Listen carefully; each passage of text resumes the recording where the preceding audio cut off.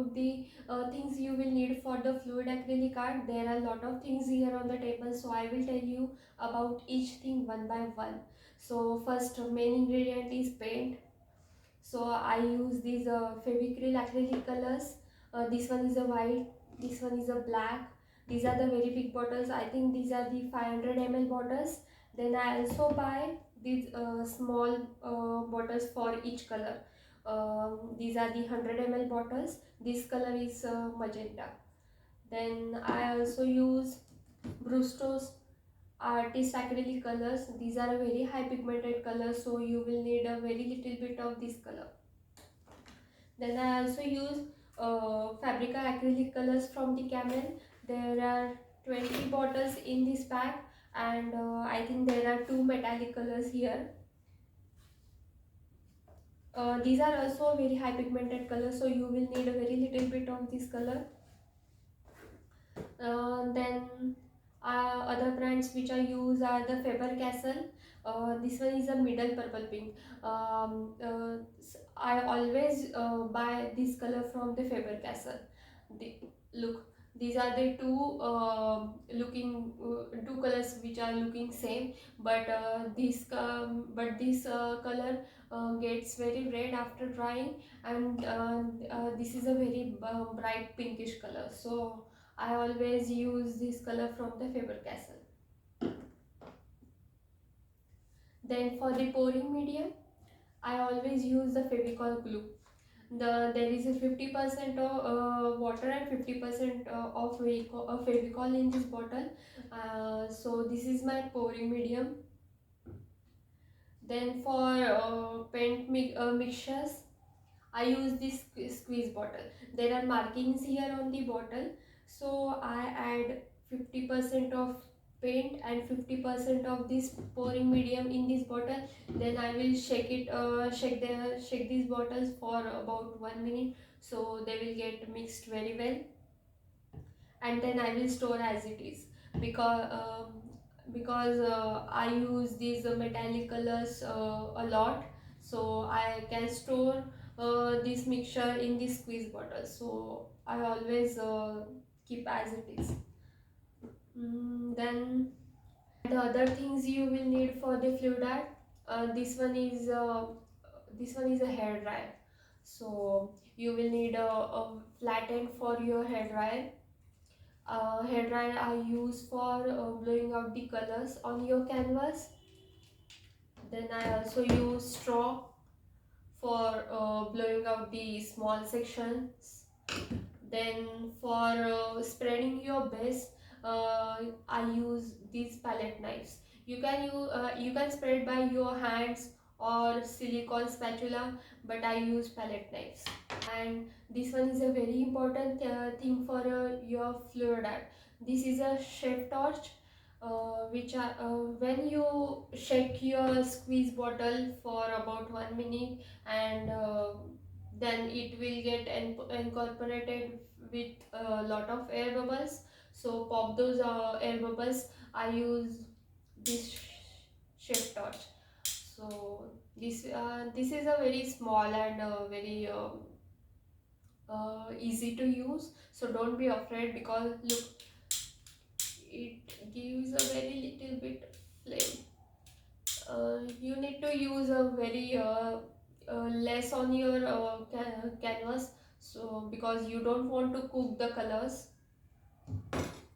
Then for preparing your canvas for fluid art, you will need to cover your back of canvas with this masking tape, because when you do the fluid art on the canvas, the colors will drip down from the sides, and then they will get stained on the back of canvas. So after drying your colors, you can easily remove these masking tapes. You can easily remove your masking tape, so it gives a very clean look to your canvas. So this is a very important thing.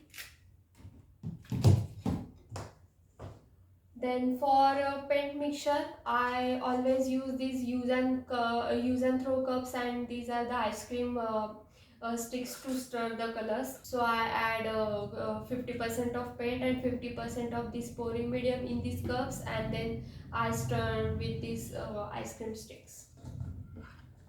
Now when when you done your preparing your canvas bag, you need to put this canvas on the flat surface or on the same level, so that paint will distribute evenly on the canvas.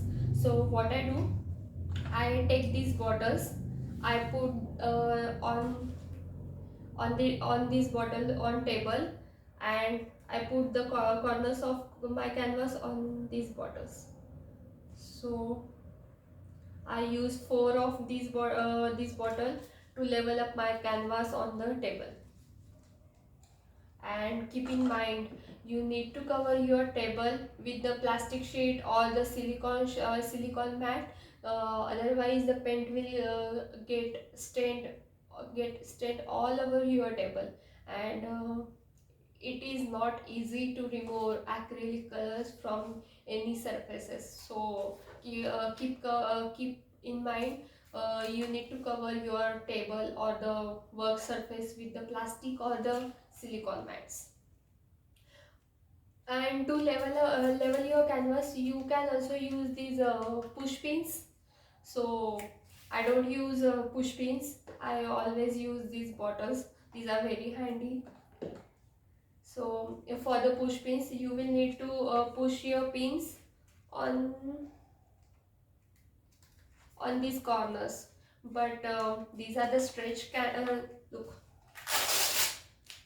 these are the stretched canvas, so there is a wood part here.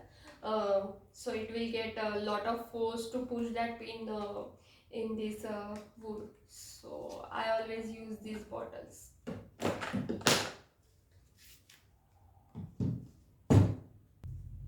One more thing, I always store the leftover paint in the small plastic bottle. These are the Play-Doh bottles, so they don't get dry, and so that I can use these colors in other paintings. Sometimes what happened, I tend to mix a lot of color for the my paintings. Then after done with my painting, I store those leftover paints in these small bottles. Um, you can see here I use these bottles. Then this one is a glass bottle. So I always store these bottles, and then I use them for the storing my leftover paint. But that's it for today, guys. If you have any questions about material, then you can comment in the comment section. Bye.